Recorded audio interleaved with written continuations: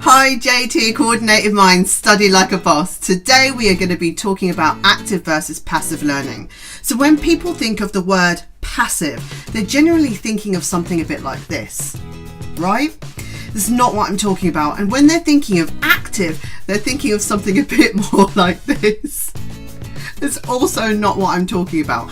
I'm talking about active and passive learning. So I'm not suggesting that you're going to passively learn in your sleep and actively learn when you're working out or trying to work out. Passive learning is more like reading your textbook or reading your textbook with a highlighter. Some people think a highlighter somehow makes it active. It doesn't, right? Okay.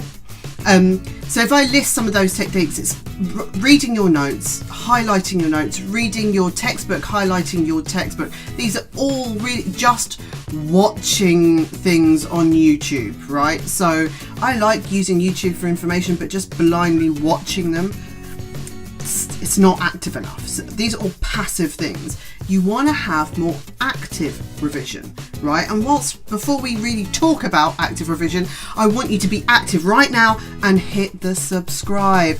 Put a comment.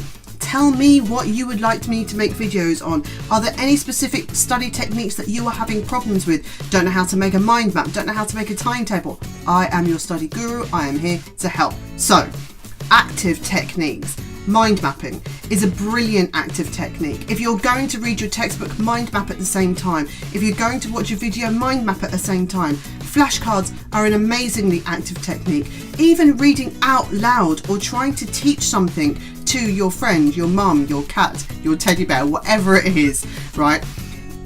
That's an active process and is a lot better for your revision than passive processes. You want to keep the ratio of passive process to active process like this. So your passive process is this and your active process is this, right? You want to keep that ratio. Passive, active, passive, active. I understand there needs to be an element of passive learning, but you want the majority of it to be active learning, okay? Right? If you just do all passive and you're just reading your textbook and highlighting, when you get to the exam, it's kind of all over. Okay, that's Jade from Coordinated Minds. That's Jade? That's me. I'm Jade, Coordinated Minds. And as always, don't forget, study like a boss.